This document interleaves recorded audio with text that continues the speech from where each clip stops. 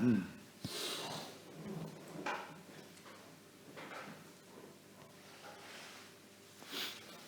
창세기 19장 12절에서 16절까지 있습니다.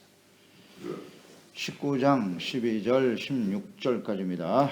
읽습니다. 그 사람들이 롯에게 이르되 또 있느냐 내 사위나 자녀나 성중에 내게 속한 자들을 다 성 밖으로 이끌어내라. 그들에 대한 부르짖음이 여호와 앞에 크므로 여호와께서 이곳을 멸하시려고 우리를 보내셨나니 우리가 멸하리라. 롯이 나가서 그 딸들과 결혼할 사위들에게 말하여 이르기를 여호와께서 이 성을 멸하실 터이니 너희는 일어나 이곳에서 떠나라 하되 그의 사위들은 농담으로 여겼더라. 동틀 때에 천사가 롯을 재촉하여 이르되 일어나 여기 있는 내 아내와 두 딸을 이끌어내라. 이 성의 죄악 중이 함께 멸망할까 하노라. 그러나 롯이 지체하매 그 사람들이 롯의 손과 그 아내의 손과 두 딸의 손을 잡아 인도하여 성 밖에 두니 여호와께서 그에게 자비를 더하심이었더라. 아멘. 심판의 긴박성과 구원의 은혜.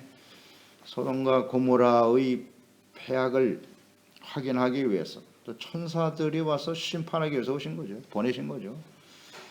심판을 위해 찾아온 천사들을 이 롯이 만났어요.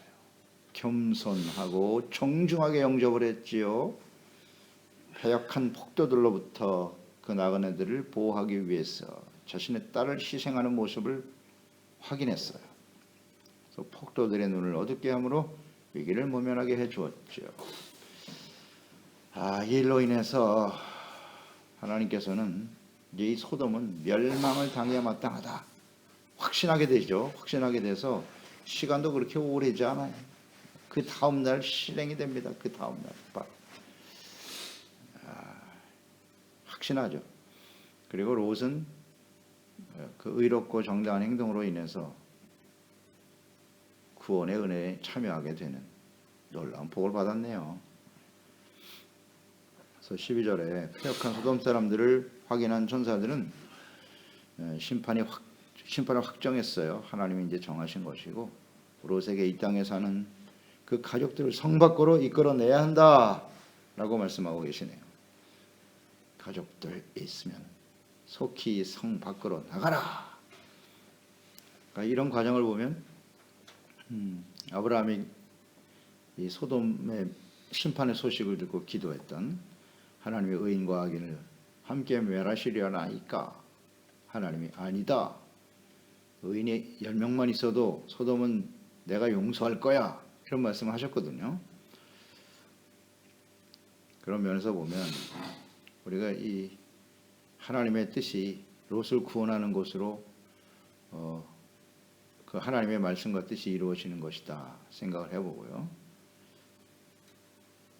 10명이 있어도 안 한다 이런 말씀도 하셨고 우리가 예레미야서 5장에서 확인했듯이 예루살렘이 멸망을 당할 때 바벨론에 의해서 의인을 한 사람이라도 찾아라.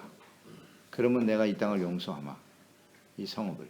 그 정도로 의인이 한 사람이 없어서 멸망의 길을 갈 수밖에 없다는 것이거든요. 그래서 두 가지 측면에서 묵상이 돼요. 이 과정을 우리가 묵상하면서 어제도 우리가 묵상됐지만 이 롯은 소돔 사람하고는 다르다. 그걸 우리가 보았어요. 자기의 딸들까지도 내어주면서 그 나그네를 영접하려고 했던 진정한 모습이 있었어요. 쉽지 않아요. 그 결단도 쉬운 일이 아닙니다. 쉬운 일이 아니에요. 그러니까 그의 의로운 행동으로 인해서 하나님이 자비와 긍휼을 베푼 것이다. 이렇게 보여지고요.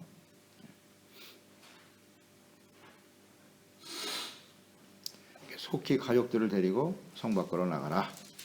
이 말씀을 들을 수 있다는 것은 멸망의 자리, 심판의 순간에 구원을 받게 되었다는 것이잖아요. 롯이. 그러니까 롯이 얼마나 큰 복을 받은 것인가. 이런 걸 생각해 보는 거예요. 심판이 임박한 시대, 이 상황에서 롯이 말이죠. 이렇게 의롭다 함을 얻고 구원의 은혜에 참여하는 게 이게 복 아닙니까? 거기서 재물이 더 많아졌을 거예요. 아마 롯은 소돔에 살면서 지역이 좋으니까 더 많은 재물 또 누가 너희를 우리의 법관으로 세웠느냐 할 정도로 사람들에게 영향력도 있었단 말이에요, 롯이. 그게 복일까요? 이거 다시 한번 생각해 봐야 돼. 깊이 묵상해 봐야 합니다. 멸망을 향해 달려가는 이 세대 속에서 심판이 임박한 시대 아닙니까 지금? 어떤 게 복이냐?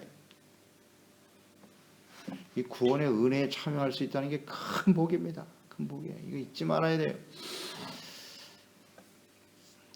롯 때문에 그의 가족들이 살지 않습니까?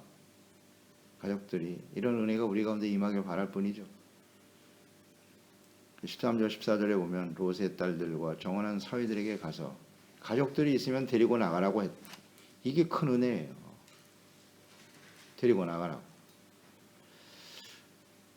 그때 딸들과 정원한 사위들이 있어서 그 딸들과 사위들에게 찾아간 거죠. 소돔의 심판과 멸망에 대해서 말을 했어요. 이 땅에 하나님 나그네의 말, 그 나그네의 말을 하나님의 말씀으로 들었다는 것도 소중한 거예요. 롯이. 이것도 쉬운 일이 아닙니다. 멸망할 것이니 같이 나가자 그랬겠죠. 그랬더니 이르기를 보세요. 여호와께서 이 성을 멸하실 터이다. 하나님이 멸하실 거라고. 너희는 일어나 이곳에서 떠나라 하되 그의 사위들은 농담으로 여겼더라. 너무나 당연하겠죠. 이 롯이 나그네로 찾아온 천사들의 말을 하나님의 말씀으로 받았다는 거죠. 그리고 믿었다는 것이죠. 믿지 않았다면 이렇게 가서 전할 수 있었을까요? 이 부분을 잘 묵상해 보세요. 이 부분을. 예, 내일 할게요. 오늘은 뭐 지금 밤이 늦었으니까 상황을 한번 묵상해 보시라고. 상황을. 그렇잖아요. 내일 뭐 날이 밝으면 그때 가지요. 아니면 다음에 할게요. 다음에. 대부분 이렇게 반응하지 않을까요? 근데 롯은 즉시 달려갔네. 이 긴박성이거든 지금. 긴박성이. 이게 지금 이 날이 밤중이라고요. 이 하룻밤 사이 일어난 일이에요 이게 지금. 즉시 달려나가서 이 말을 전했다고. 동틀때라고 했으니까 그 새벽에 말이죠. 장인이 될 사람이 찾아와서 이런 소리 나니 이거 농담으로 여기 정신 나간 거 아닙니까? 지금 이 새벽에 와서 무슨 멸망을 당한다고 말합니까? 현실적으로 한번 묵상을 해보시라고. 그 상황을. 그러니까 이 롯도 참 대단한 믿음을 가졌다 하는 생각이 들어요. 즉시 달려가잖아요. 즉시. 야 이거 큰일 났구나. 왜냐하면 이미 그는 롯은 그 소돔에 살면서 소돔 사람들이 얼마나 악한 것에 대해서 이미 알고 있을 거예요. 지난 밤에도 경험을 했듯이 너무 악하다는 걸 알아요. 그래서 야 하나님이 심판하신다니까 그래. 이런 사람들은 심판을 당해도 마땅하다 하는 생각을 하게 되었을 거고 굉장히 긴박함을 느꼈을 거예요. 그래서 달려갔겠지. 천사들의 말도 굉장히 긴박성이 느껴졌을 것이고. 그래서 달려갔는데 사위들은 농담으로 여겼다는 거죠. 이것을 떠나라 그러니까 쉽지 않죠. 쉽지 않아요. 그 말씀을 천사들의 나그네의 말을 하나님의 말씀으로 들었다는 건 너무 소중한 거예요. 정말. 믿어 순종하였더라. 그러니까 아브라함과 함께 살면서 하나님을 경외하는 것을 잘 배웠단 말이죠. 배웠고 그 경건한 삶을 지켜가고 있었다. 이렇게 묵상이 되네요. 그러니까 우리가 이 하나님의 말씀을 들었을 때 이제 듣는 사람과 전하는 사람의 입장으로 묵상을 해봐야죠. 우리가 롯의 입장이라고 생각해 보세요. 이제 곧 이 세상은 예수 그리스도의 재림과 함께 멸망을 당할 것이다. 이건 정해진 진리고 반드시 이루어질 것이죠. 그럼 우린 거기에 대해서 긴박성을 갖고 있나요? 오늘 아니면 내일, 다음에 믿으면 되지. 이렇게 생각하고 차일피일 미루고 있지 않나요? 미루고 있지 않나요? 이건 정말 긴박한 일인데.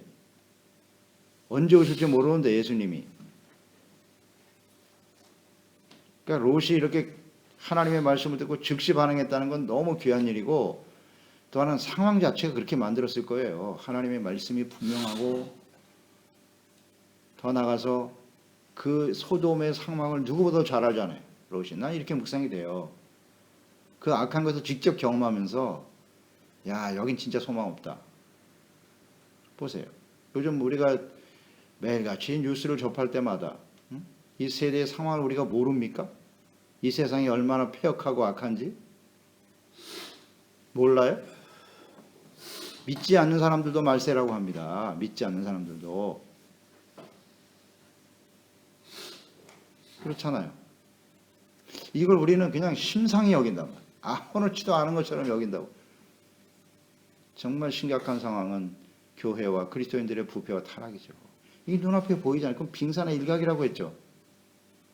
겉으로 드러나는 것이 그것뿐이고 밑에는 뭐 심각하다고 느껴야 돼요. 심각하다고. 정말 하나님의 진노가 임박하구나.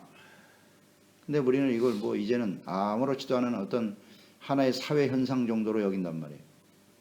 심각하죠. 지금 상황을 보세요. 하나님의 입장에서 보시자고. 하나님의 입장에서 주의 종들과 교회와 그리스도인들이 이렇게 부패하고 썩었는데 이 세상에 무슨 기대가 있어요. 이 세상에. 하나님의 입장에서 보시라고요. 그래서 심판이 임박한 겁니다. 이게 지금.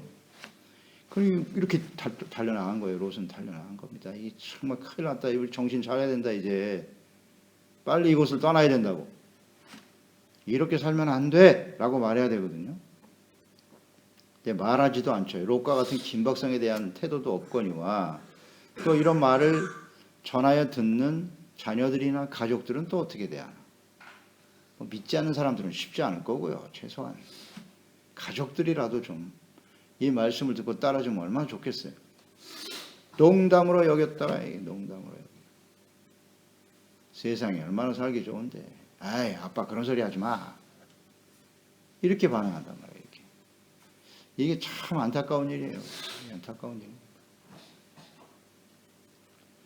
그러니까 지금 심판의 긴박성을 생각하면서 롯을 구원하시려고 하는 하나님의 은혜가 롯이잖아요. 롯을 구원하시려고 하는 하나님의 은혜가 누구에게? 그의 가족에게, 딸과 사위들에게까지 임한 것이에요. 사실은. 그 사위는 소돔 사람들이죠. 그들과 결혼시키는 것 자체도 문제지만 그래도 그들 가운데도 임했는데 그 소돔에서 얻은 사위들은 롯의 말을 농담으로 여겼다는 거죠. 받아들이지 않아요. 세속적인 사람들은 이런 하나님의 말씀을 들으면 농담으로 여기고 우습게 여겨요. 이게 참 비극이죠, 이게. 그러니까 여기서 우리가 깨닫게 되는 교훈은 하나님의 구원의 은혜를 받아들이지 않고 거부하는 자들은 결국 하나님의 긍휼의 대상에서 제외된다. 그리고 구원을 받을 수 없다. 이 교훈이잖아요. 은혜가 임했는데, 교회에 나왔는데, 예수 믿는 사람의 가족이었는데, 이게 비극이라고. 이 말씀이 주는 교훈 아닌가요? 다시 한번 강조드립니다. 창세기는 모든 진리의 기초입니다. 기초예요. 이걸 벗어날 수 없어요. 이 기초예요. 여기에 나타난 하나님의 뜻이 성경 전체에 나타나는 거예요. 전체에 나타나요. 이걸 벗어날 수가 없어요. 창세기를 벗어나면 그건 진리가 아니에요. 저는 아주 확신합니다. 제외되잖아요. 하나님이 기회를 주신 거 아니에요. 지금. 근데 이거 농담으로 여기더라. 따라서 저는 묵상되는 바예요. 영접하는 자, 이게 얼마나 큰 복인가. 영접하는 자는 예수 그리스도 구원이잖아요. 구원, 예수 그리스도의 구원의 은혜를 영접하고 받아들이는 거예요. 그리고 그 성을 떠나는 거야. 지금까지 살아왔던 나의 삶을 떠나는 거예요. 영접하는 것이 무슨 교리가 아닙니다. 우리가 지난 시간에 묵상해 봤지만 예수 그리스도의 제자들을 보내서 복음을 전했는데 그들을 영접했다는 게 무슨 뜻이냐. 그저 밥 한 끼 잘 먹이고 대접 잘하면 되는 겁니까? 그 정도의 의미가 아니에요. 삶을 벗어나는 겁니다. 이 말씀을 영접하고 예수 그리스도를 영접하고 구원을 영접하고 결단이 있어야 돼요. 결단. 성을 떠나야 돼. 그래야 구원이지. 이런 걸 우리는 생각하게 되는 거예요. 그럴 때 하나님의 자녀가 된다고 하셨죠? 이건 정말 귀한 축복입니다. 그런데 이 사위들은 농담으로 여겼더라. 로마서 8장 4절 9절 말씀 묵상하게 되네요. 육신을 따르지 않고 그 영을 따라 행하는 우리에게 율법의 요구가 이루어지게 하려 하심이니라. 육신을 따르는 자는 육신의 일을, 영을 따르는 자는 영의 일을 생각하느니 육신의 생각은 사망이요 영의 생각은 생명과 평안인데 육신의 생각은 하나님과 원수가 된다. 이는 하나님의 법에 굴복하지 아니할 뿐 아니라 할 수도 없다. 육신의 생각을 가지고 사는 사람들은 이게 불가능하다는 얘기입니다. 육신에 있는 자들은 하나님을 기쁘시게 할 수 없느니라. 만일 너희 속에 하나님의 영이 거하시면 너희가 육신에 있지 아니하고 영에 있나니 누구든지 그리스도의 영이 없으면 그리스도의 사람이 아니다. 아멘입니다. 그러니까 이것이 하나님의 은혜입니다. 그 가족이 되긴 됐는데 그들은 여전히 육신의 생각 속에 머물러 있는 거예요. 영의 사람이 아니더라는 거죠. 여기서 극명하게 갈립니다. 그건 받아들일 수가 없다는 거예요. 육에 속한 사람들은. 그러니까 우리가 교회 안에도 말입니다. 육신의 생각에 속한 사람이 있고 영의 생각에 속한 사람, 그리스도의 영이 아니라고 그랬잖아요. 육신의 생각을 따라가는 사람. 그러니까 영에 속한 사람과 육에 속한 사람이 있다는 거 아니에요. 그러니까 하나님의 말씀을 똑같이 교회 나와서 듣는데 거기에 내가 반응을 못하는 거죠. 육의 생각은 영의 생각을 따르지 못하는 거예요. 하나님 말씀, 율법의 요구 할 수도 없다. 하지도 않고 의도도 없고 할 수도 없다. 그러니까 하나님의 영으로 거듭나서 하나님 지혜와 계시의 영으로 감동을 받아 네가 하나님을 알고 그리스도를 아는 것이 얼마나 중요한가. 얼마나 중요한가. 간단해요. 그게 우리가 뭐 열심히 한다고 해서 우리 스스로 되는 게 아니고 하나님의 영이 감동이 돼야 비로소 하나님의 말씀이 들리게 되고 거기에 대한 하나님의 뜻에 대해서 우리는 겸손히 반응하게 되는 거지요. 그게 하나님을 경외하는 거지요. 그리스도를 따르게 되죠. 온전하지 못하지만 그때그때마다 회개하고 돌이키게 되고. 그렇잖아요. 야, 내가 지금 신앙생활이 몇 년인데 아직도 이 말씀을 순종을 못하는구나. 심각하게 받아들여지잖아요. 심각하게. 그래서 그것 때문에 애통하게 되는 거고. 이게 그리스도의 영인 사람이죠. 요한 1서 4장 5절에도 보면 그들은 세상에 속한 거로 세상에 속한 말을 하매 세상에 그들의 말을 듣느니라. 세상에 속한 사람들은 세상에 속한 말을 하는 거예요. 그렇지 않나요? 세상에 그의 말을 듣느니라. 이 거짓 영들에게 사로잡혀서 분별이 안 돼. 이게 분별이. 왜? 그들과 같은 무리들이기 때문에. 그렇죠? 그 말도 안 되는 헛소리를 하는데 거짓 선지자들이 떠들고 있는데 거기 앉아서 아멘 아멘 하고 있어. 같은 사람들이지. 같은 사람들이지. 분별이 안 되는 거예요. 육에 속한 건지 영에 속한 것인지 열매를 보아 그 나무를 알 수 있다고 했는데 그걸 깨닫지를 못하네. 어쩔 수 없어요. 그래서 심판과 멸망이 임박한 시대를 살아가는 그리스도인들은 이렇게 세속화되지 않도록 정말 조심해야 됩니다. 스스로 늘 말씀 앞에서 점검해야지. 뭐 점검할 수 있는 방법은 무슨 종교적인 어떤 겉모습으로 해서는 안 되고 하나님의 말씀과 성령의 인도하심을 내가 따르고 있는가? 여기에 대해서 나는 어떻게 반응하는가? 철저하게 자기 점검을 해야죠. 말씀을 통해서. 말씀을 모르면 이건 뭐 점검 자체가 불가능한 거고. 말씀으로 분별을 해야죠. 열매가 내가 어떤 열매가 나타나고 있는가? 성령의 열매가 아닌 건 다 육체입니다. 뭐 간단해. 복잡하지 않아요. 내가 성령의 열매를 맺고 있는가? 보면 알잖아요. 하나님, 사랑, 희락, 평화가 내 마음속에 찾아오면요. 대인관계에 있어서 열매는 세 가지밖에 없다. 오래 참음, 자비, 양선. 이거 외에는 다 육체입니다. 거기다가 뭐 의미를 부여하고 무슨 합리화시키고 뭐 이유가 어떻고 다 육체입니다. 그건. 대인관계의 열매는 오래 참음, 자비, 양선밖에 없어요. 이게 간단한데 이건 모르죠.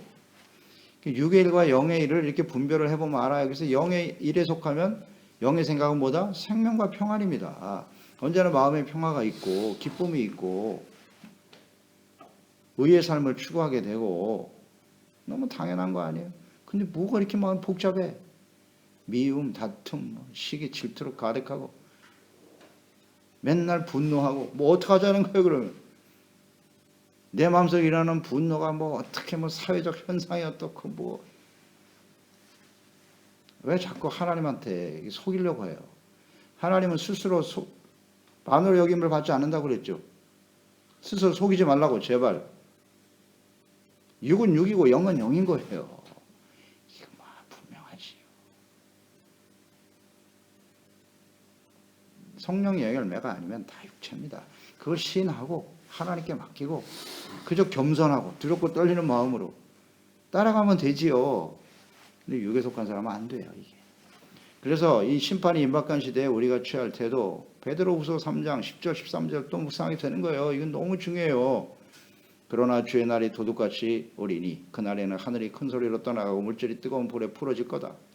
땅과 그 중에 있는 모든 일들이 드러나리로다. 소돔이 딱 그렇게 됐네요. 이 모든 것이 이렇게 풀어지니 너희가 어떠한 사람이 되어야 마땅하냐? 거룩한 행실, 경건함, 하나님의 날이 임하기를 바라보고 간절히 사모하라. 정말 사모하고 있나요? 차일피일 내일 오세요, 내일 오세요. 내가 할 일 다 해놓고 내가 하고 싶은 거 다 해보고 참 안타까운 일이죠.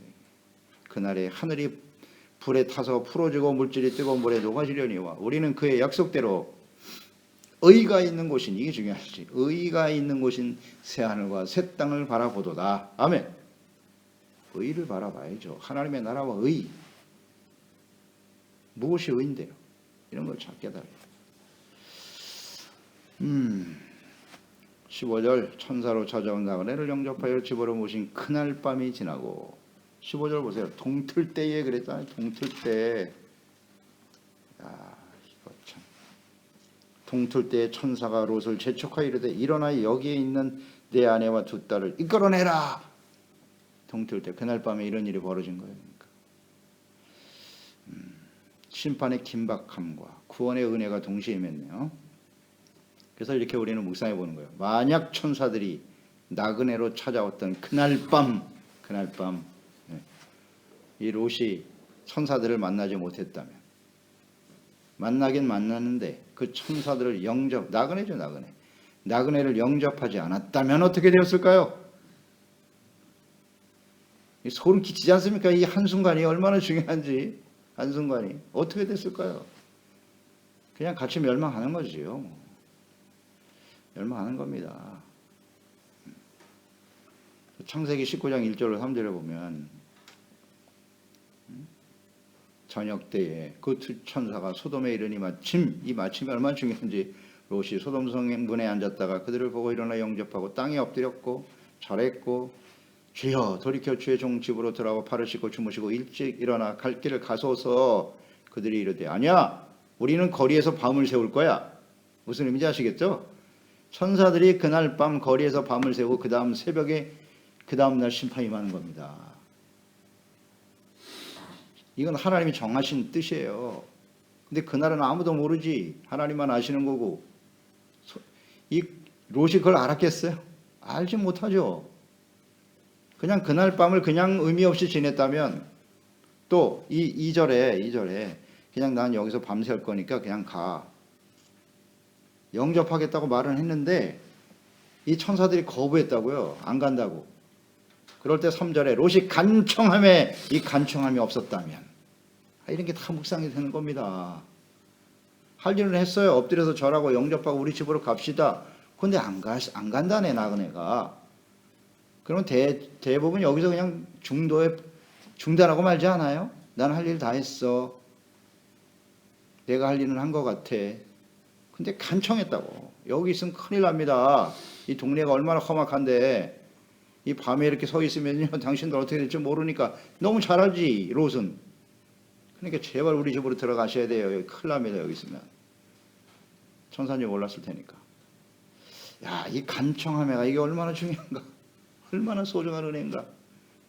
그렇지 않았으면 어떻게 될 뻔했어요, 여러분. 그래서 우리도 하나님 앞에 주님의 말씀은 이루어질 거 아닙니까? 예수님의 재림과 마지막 심판은 반드시 이루어질 텐데 이 뜻을 우리가 알잖아요. 이 롯은 몰랐어요, 상황을. 우리는 알잖아요. 그러면 간청해야 되는 거예요. 간청해야지. 그래서 하나님 앞에 기도하지 아니할 수가 없는 겁니다. 하나님의 은혜를 베푸소서. 간청했기 때문에 이 구원의 소식을 듣게 된 것이고 받아들이게 되는 거예요. 하나님이 다 롯을 만나게 하신 거죠. 그런데 거기서 중단했다면 이런 것도 묵상해야 돼요. 이거 중요합니다. 이거. 그 다음이 뭐냐면 구원의 소식을 들었어요. 이제 빨리 여기 떠나라고. 여기까지 왔어요. 16절 보세요. 그러나 이 그러나가 또 문제네. 롯이 지체함에 다 들었어요. 이제 지금 이 심판이 임박한 거예요. 지금 빨리 떠나라고. 근데 지체하고 있네. 심판의 긴박성도 알고 달려가서 사위들에게 같이 나가자고 얘기도 했고, 그런데 정작 빨리 떠나라니까 못 가네. 지시한 이유가 뭘까요? 당연하죠. 재물 때문이겠죠. 몸만 나가러 가니까 이게 나가지겠습니까? 이게 모든 걸 놓고 나가야 되는데. 롯이 소돔을 선택한 이유, 창세기 13장에서 보았죠. 10절에 이에 롯이 눈을 들어 요단 지역을 바라본즉 소알까지 온 땅에 물이 넉넉하니 여호와께서 소돔과 고모라를 멸하시기 전이었으므로 여호와의 동산 같고 애굽의 땅과 같았더라. 그랬죠. 소돔 사람은 여호와 앞에 악하여 큰 죄인이었더라. 이건 상관없었다는 거지. 그곳에 가야 자신의 가축도 늘고 재산이 늘 것이다 라는 판단으로 그곳에 갔었고, 이걸 놓고 떠나라니까 이 떠나치겠습니까? 쉽지 않죠. 그래서 여기는 우리는 마태복음 6장 24절을 묵상하게 되는 거죠. 한 사람이 두 주인을 섬기지 못할 것이다. 혹 이를 미워하고 저를 사랑하거나 혹 이를 중히 여기고 저를 경히 여김이라. 너희가 하나님과 재물을 겸하여 섬길 수 없느냐. 딱 이 장면이네. 지체하는 이유가 뭐냐. 재물 때문에. 여기서 선택을 해야 되는 거예요. 하나님이냐 재물이냐, 생명이냐 멸망이냐. 재물이 그 심판의 상황에서 자기들 구원해 줄 수 있나요? 아이, 간단한 지혜인데 이걸 모르네. 재물이 우리를 구원해 줄 수 있어요? 있다고 생각하잖아요. 사탄이 속이는 거예요. 계속. 무슨 소리야. 돈과 재물만 있으면 못할 게 없지. 어디서. 지체하게 된단 말이에요. 지체하게 돼. 우리도 여기 이 롯과 같은 모습을 갖고 있어요. 그런데 그 다음에 뭐라 그랬어요? 지체하고 있으니까 천사가 롯과 그의 아내와 두 딸의 손을 이끌고 직접 데리고 나가버렸어요. 지체하고 있으니까. 이게 은혜입니다. 이게 은혜예요. 야, 이거 정말 감사하구나. 하나님이 직접 손을 이끌어 주시지 않으면 거기다가 자비를 더하셨다 그랬어요. 이건 아브라함의 기도가 여기 작동했다고 봐요. 아브라함의 기도를 하나님이 들으시고 지체하고 있는 그들의 손을 이끌어서 성 밖으로 나갔다. 즉 우리가 구원을 받는다라고 하는 것은 지금까지 우리가 살아온 삶을 다 버려야 되는 거잖아요. 재물까지도 삶의 터전을 버리고 떠나야 되는데 그게 쉽지 않죠. 그런데 그만큼 구원에 이르기가 어렵다는 것이죠. 우리 스스로는 하기 어렵다. 그래서 이끌어내셨다라고 하는 것이 이게 바로 은혜입니다. 그러니까 하나님의 은혜와 자비가 아니면 우리는 구원에 이를 수 없다. 이 결론이에요. 우리가 롯을 묵상하면서 롯이 굉장히 의로운 모습이 있네.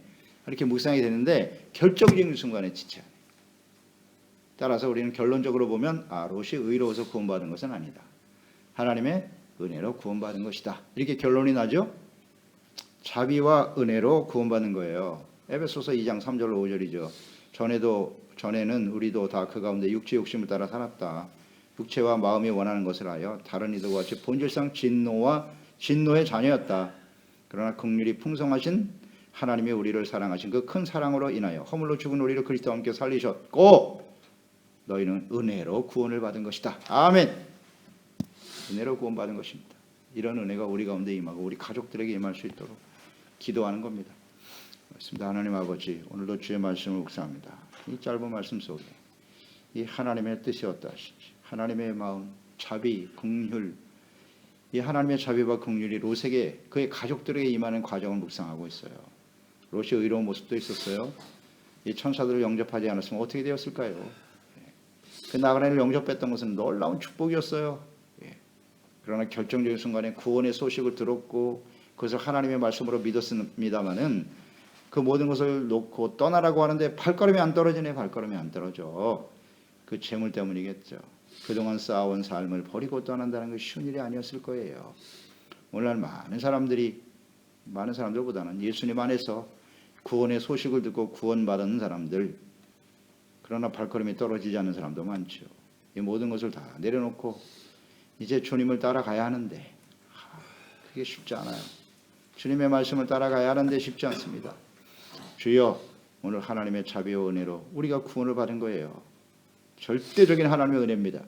이 구원의 은혜를 소중하게 여기고 재물이 아닌 하나님을 주인으로 섬기며 멸망해가는 이 세상 속에서 의가 있는 새하늘과 새 땅을 바라보고 경건과 거룩함으로 두려움으로 구원을 이루어가는 우리 소중한 지체와 가족들이 되게 해주세요. 예수님의 이름으로 기도드리옵나이다. 아멘.